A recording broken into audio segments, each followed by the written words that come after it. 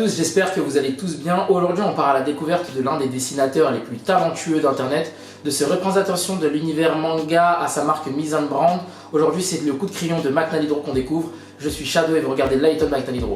C'est parti. Ok, salut, moi c'est Mac Nali. Je suis un artiste français d'origine iranienne. J'ai grandi en France, mais je suis né en Iran. Je suis venu quand j'étais assez jeune. J'ai fait des études de cinéma, du coup j'ai un bac plus 3 en cinéma.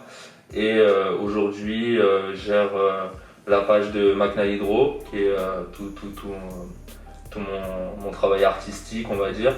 Et j'ai également une marque de vêtements que je gère avec ma sœur qui s'appelle Mizan Brand sur Insta.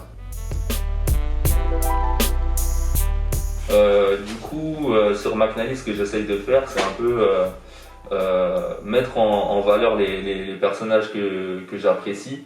Et en fait, cette envie, elle est partie de base parce que je voyais beaucoup de fanart sur Internet, mais c'est vrai que ça me parlait pas de ouf parce que je trouvais que c'était souvent juste le personnage qui était mis en avant, il n'y avait pas de fond, il n'y avait pas vraiment tout un travail autour pour coller avec l'histoire du personnage, son background et tout. Et moi, ce que j'ai envie de faire, c'est vraiment retracer toute l'histoire du personnage dans une œuvre.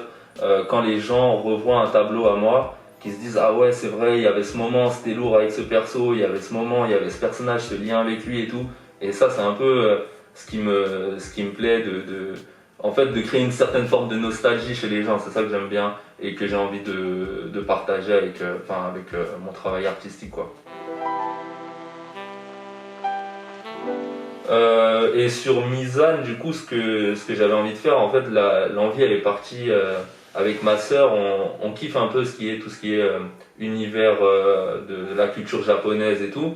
Et c'est juste que moi, je respecte les vêtements type un imprimé de Goku ou une image de Gohan ou je sais pas qui, de Naruto et tout. Mais c'était pas trop notre délire. Avec ma sœur, on se disait que nous, on se verrait pas porter ça et tout. Et on aime bien aussi tout ce qui est calligraphie et tout. Et naturellement, en fait, un jour, on s'est dit, vas-y, pourquoi pas mélanger, essayer de faire des trucs subtils entre la culture japonaise et notre culture persane et tout. Et on a mélangé ça. On a essayé de faire vraiment des trucs pas trop, comme j'ai dit, gros imprimés de Vegeta ou je sais pas quoi. Et faire vraiment des petits trucs sympatoches qui peuvent réunir les fans de la culture asiatique et aussi les gens qui aiment bien tout ce qui est calligraphie, tout ça. Et c'est de là que c'est né en fait. On a essayé de faire des sapes un peu plus... le mot il revient souvent, mais subtil, voilà. Un peu plus design et tout, avec un peu plus d'efforts artistiques qui sont faits sur toute l'esthétique du vêtement, quoi. C'est parti de là. Du coup, au niveau de l'inspiration, moi... je dirais que c'est un peu bateau de dire ça parce qu'il y a beaucoup d'artistes qui vont te répondre ça, mais je m'inspire vraiment de tout ce qu'il y a autour de moi et de tout ce que je vois.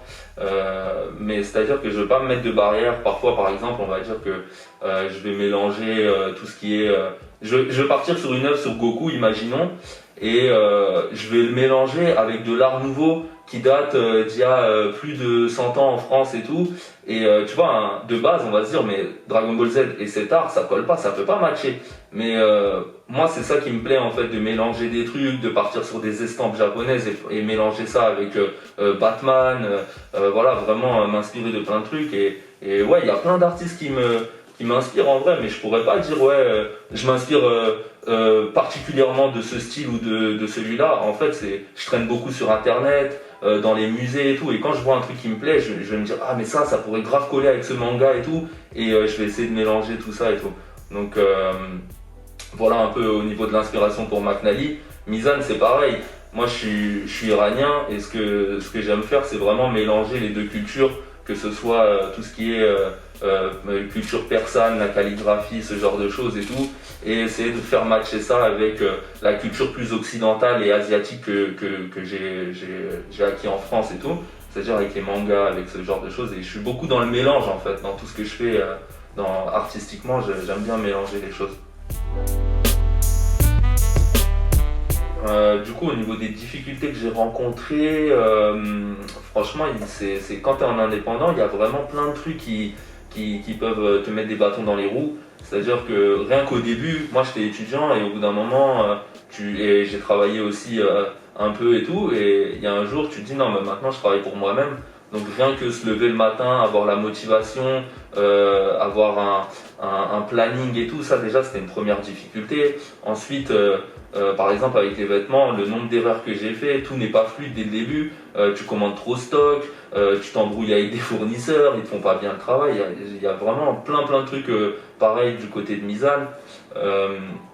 Dans tout ce qui est travail artistique, bah, il y a beaucoup de difficultés dans le sens où il y a des jours t'as pas d'inspi et c'est pas pendant 1, 2, 3 jours, mais parfois pendant une semaine t'as pas envie de travailler et quand tu es en indépendant ça te met la pression parce que tu sais pas quoi faire et tu produis rien et tout, et il faut attendre, il faut être patient, il faut continuer à chercher, il faut continuer à travailler, et quand ça revient c'est bien, le moteur est reparti et tout, mais ouais, il y a des difficultés en fait partout quand tu es en indépendant, c'est jamais facile et faut tout le temps rester motivé et rester focus. Les conseils que je peux donner à la jeune génération, déjà au niveau de la motivation, franchement j'ai envie de vous dire, la plupart d'entre vous, vous êtes jeunes, vous mettez pas la pression. Parfois il y a des mecs qui viennent me voir à 22 ans, ils me disent que voilà, ils ont perdu beaucoup de temps et que c'est un peu trop tard pour se lancer dans le dessin et tout. J'ai envie de vous dire les gars, vous avez toute la vie devant vous. Moi j'ai commencé à faire un peu tout ce qui est dessin, tout ça à 23 ans, un truc comme ça, donc n'hésitez pas, prenez des risques. Si jamais vous vous plantez pendant 1 an et demi, c'est pas grave. Après, vous pourrez, vas-y, ça va pas marcher, vous pourrez repartir sur autre chose. Mais n'ayez pas de regrets, lancez-vous, faites vos trucs. Ça, c'est le plus important. Maintenant, au niveau des autres conseils plus techniques que je peux donner au niveau des trucs artistiques, par exemple, c'est quand vous vous lancez, prenez tout le temps des acomptes. Il y a des gens qui sont pas très sérieux et tout. Tout le temps, vous prenez avant une petite commande, vous prenez un petit acompte. Comme ça, vous êtes sûr que la personne est sérieuse. Pareil pour les études. Moi personnellement, comme je l'ai dit, j'ai fait des études de cinéma, j'ai un bac+3, donc ça a un peu rien à voir avec ce que je fais actuellement. Et voilà, moi on me demande souvent quelle étude t'as fait, machin. Moi l'étude c'était ma motivation, j'ai appris tout seul à dessiner, je me suis entraîné pendant plusieurs années et tout, et c'est venu un jour même, je me suis inscrit dans une école pour l'anecdote, et dans cette école je suis allé pendant quoi 3 mois, mais je suis allé, j'ai vu que ça puait la merde, c'était vraiment claqué, et genre je me suis dit mais vas-y, ça sert à rien, on nous apprend rien ici. Si je travaille 3 mois chez moi, moi-même je m'entraîne du matin au soir, j'apprendrai 10 fois plus que dans cette école. Donc je suis parti de l'école, voilà, je trouve que c'est, si vraiment vous voulez apprendre, vous pouvez le faire vous-même, n'hésitez pas à vous entraîner, tout ça, ça viendra toujours, et c'est jamais trop tard les gars. Ok l'équipe, c'est la fin de cette vidéo Lighton McNally, j'espère que ça vous a plu. N'hésitez pas à laisser un commentaire, liker la vidéo ou à partager à vos amis.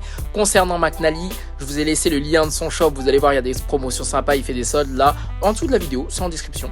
Donc voilà, faites-vous plaisir, faites plaisir à vos proches. On se retrouve très bientôt pour de nouvelles vidéos Lighton. C'était Shadow, vous regardiez Lighton McNally Draw.